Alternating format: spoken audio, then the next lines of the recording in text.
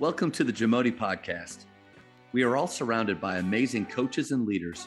So let's get an inside look at not just what they do, but how they do what they do. After all, becoming the best versions of ourselves is JAMODI, just a matter of doing it. Kind of going back to our first question about style of play, and you kind of alluded to it a little bit with can't always do it. It changes from year to year. It does depend on players. And I think that's the sweet spot is you have a style of play that you like, you're comfortable with, but you're able to tweak and mold to benefit your players the most.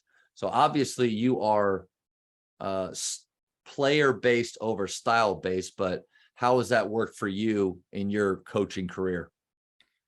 Well, I think it's worked, really well for me. I'm not, like I said, I'm not stubborn. I'm not going to do one thing just to do it. When I was at Munster, I didn't feel like we had, the guys to really run a fast-paced offense. I didn't feel like we were, had the guys to run man defense. So I ran a 1-3-1 my whole time in Munster. And even my first few years when I got to Salado, I was running a 1-3-1, running the middle guy to the corners type thing. And kind of, some of my small school guys were all like, hey man, he's the 1-3-1 guy. He's yeah. And then I felt really good about myself running the 1-3-1. Yeah, I'm that guy. And then I got to Salado and we got bumped up, to 3A. So we were little guys and, we got thrown up with Liberty Hill and Lampasas who had just come down from 4A. And man, they were abusive to that 1-3-1. And I was like, okay, I can't keep doing this against them because he's got sets, Barry Bourne's got sets. He's going to get you. And so, I from that point on, refocused and we were man defense predominantly at Salado. And that ended up working out really well for us. We won a lot of games doing our man defense. And so I was, not stubborn there. Stuck with I ran the Buna quite a bit in Salado too. Other than a few years, I had some really great guards and we ran the motion that I love to run. But I ended up having, a couple of years where some really big dudes that do not need the ball in space, but they're really hard to stop around the basket, So I'm like, we've got to run Buna, I want these guys on the floor, they're great post defenders, they can score around the basket, but they don't need to be trying to catch the ball and dribble and shoot outside the 3-point line. So we went to basically just that old school Buna, high pick and low, pick and roll stuff, and won a lot of games doing that.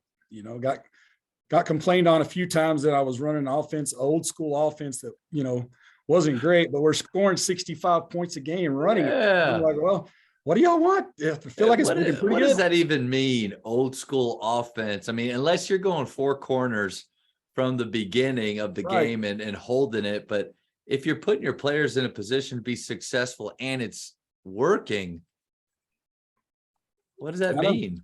I don't know. They didn't like it. Some of them didn't like it.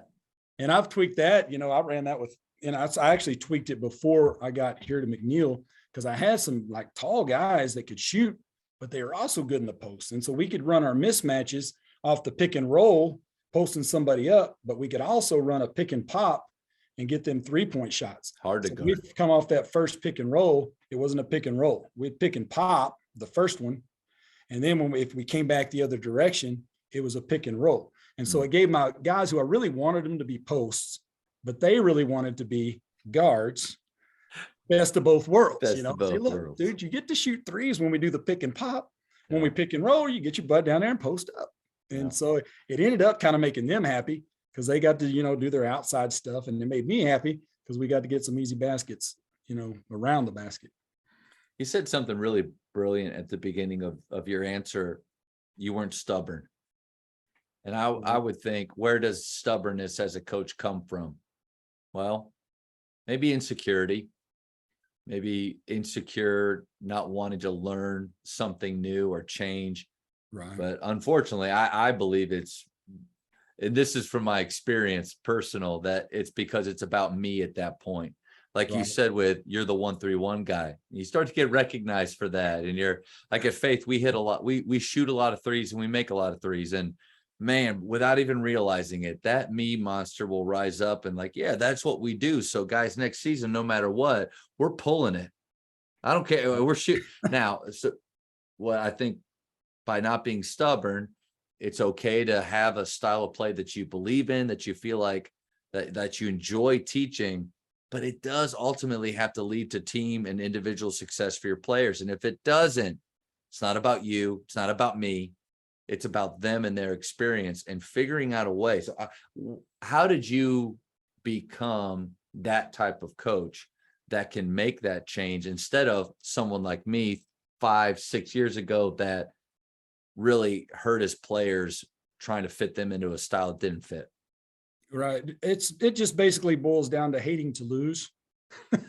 I hate to lose more than I hate anything in life. And I hate to lose a lot more than I like to win.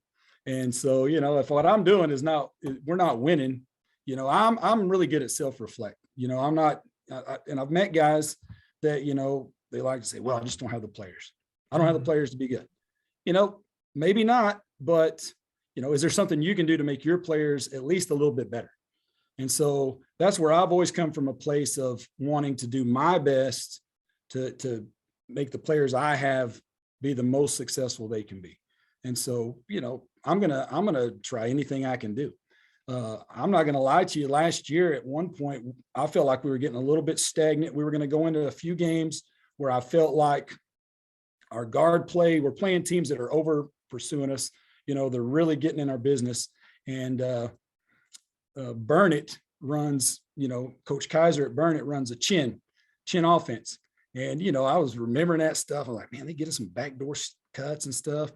I called him up mid-season and I'm like, hey man, send me some of our video from when we played at Salado. I need to look at that chin stuff.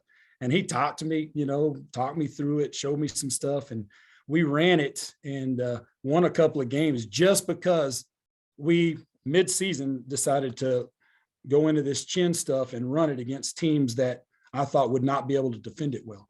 And it actually helped us win the Westlake game, because we go in and play Westlake and they run chin.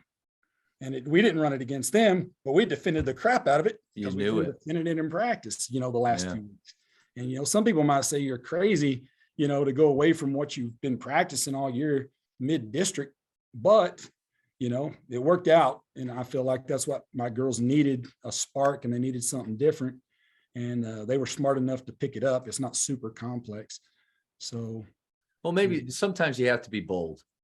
Right. Like sometimes it takes courage to do what we're doing, what we're asking our players to do. But again, what a great reminder for coaches that even in mid-season to zoom out a little bit and yes, that we're in this game, we're seeing, but I really like an action that they're running. Or you look at your assistant coach. Anytime you do this, you're like, golly, that's hard to guard.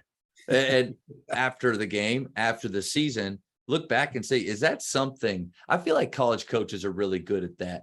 They're good at seeing things that other teams do. And maybe because they have, film, they have all the assistants to break things down, but they can quickly steal something and adopt it, where if I have tunnel vision all season long, man, we are exactly the same when we finish the year than when we started. So that's a great reminder. Thank you for checking out today's episode.